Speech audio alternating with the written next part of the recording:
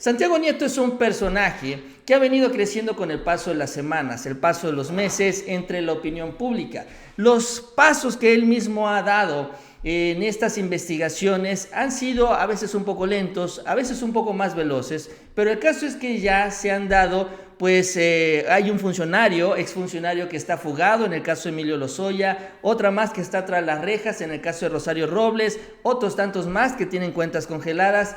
Es decir que, de acuerdo también a la dificultad a la que se ha encontrado, él también ha obtenido resultados y nos ha generado una gran esperanza de la posibilidad real de que se dé esta sanción, castigo a los exfuncionarios corruptos, castigo a la corrupción. Pero todavía falta mucho, muchísimo. El propio presidente en algún momento dijo, es que va a llegar un momento en el que vamos a necesitar más cárceles, son muchísimos. Y efectivamente, ahora Santiago Nieto, ya una vez que está consolidado, bastante avanzado estos casos iniciales, que es el caso de Odebrecht, el caso de Emilio Lozoya, Fertinal y demás, y también lo de Rosario Robles, pues hay que ir con las otras dependencias que también tienen graves acusaciones de corrupción. Una de ellas es la de Ruiz Esparza. Por ejemplo, en esta infografía que tenemos por ahí, me la pueden poner en pantalla, tenemos algunas de las acusaciones de las más recientes que ha tenido Ruiz Esparza. En agosto de 2019, la compra de sobreprecio de $20 millones del sistema de barrera móvil con cargo al circuito exterior mexiquense en 2009, agosto del 2009, a una empresa relacionada con el compadre de Enrique Peña Nieto.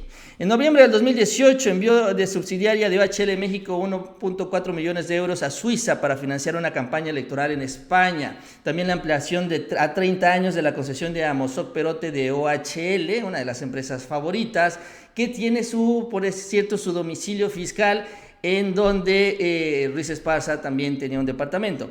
La autopista federal Atizapán-Atlacomulco no está terminada, pero ya se pagó a OHL y envío de 3.600 millones de pesos de la SCT al gobierno de Domex para financiar la campaña de Alfredo del Mazo. Son 5 nada más de las más trascendentes acusaciones que tiene Gerardo Ruiz Esparza en su haber, en su paso, por cierto, no solo como funcionario federal, sino como funcionario estatal durante el gobierno de Enrique Peña Nieto en el Estado de México.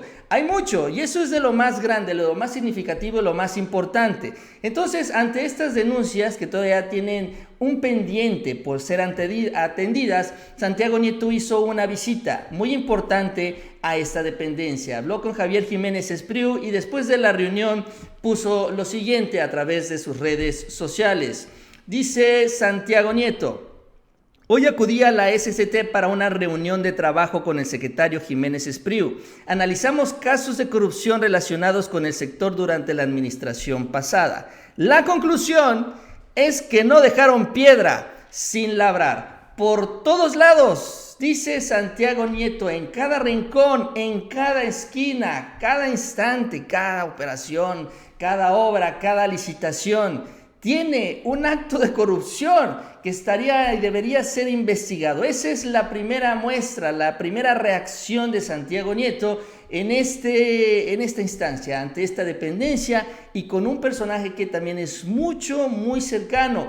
A esto hay que sumarle otros casos, otras situaciones como la estafa maestra, que fue algo generalizado en el gobierno, pero en la SCT también tuvieron su propia estrategia interna de corrupción, y eso es con lo que se topó Santiago Nieto. Eso es lo que le reportó Javier Jiménez Espriu, y ahora esto significa que con estas carpetas, esta información, Santiago Nieto empezará a realizar su labor y evidentemente a darnos noticias sobre lo que ocurrió en SCT y sobre todo quiénes pudieran ser sancionados ante esta situación, empezando, claro, por el titular de la dependencia, Ruiz Esparza, y con este nuevo criterio de que no se necesita que Ruiz Esparza haya firmado un documento, él haya puesto ahí algo, una evidencia, una orden grabada, escrita, etcétera, lo que sea. El hecho es de que si sus subalternos señalan y revelan que él dio las indicaciones justamente para estos actos de corrupción, entonces él es el principal responsable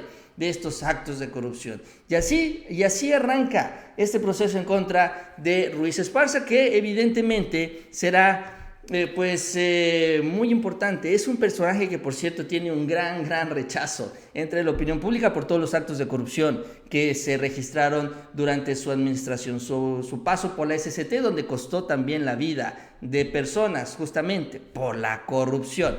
Pero ya en este abanico de dependencias en donde ya se está enfocando Santiago Nieto, ya este punto de partida que ya está muy consolidado, el caso de Pemex con Odebrecht y el caso también de la Sedesol con la estafa maestra, ya también va abriendo las puertas para muchas cosas más, porque también lo que se reporta en estos últimos días es que ya también esto de la estafa maestra se va a empezar a investigar ya en otras dependencias, porque ese es el punto también que muchos nos hemos estado preguntando, en qué momento, en qué instante justamente irán por los demás funcionarios. Hay trascendidos de que son 600 personas que pudieran estar involucradas en estos casos, 600 personas dentro y fuera de la administración, los funcionarios, los dueños de las empresas fantasmas, los beneficiados finales de estos manejos financieros. En el caso de Petróleos Mexicanos, evidentemente se señala a Emilio Lozoya, que estaba al frente de esta dependencia, que suscribió convenios y pagó servicios que no recibió con empresas que no tenían capacidad para ser proveedores,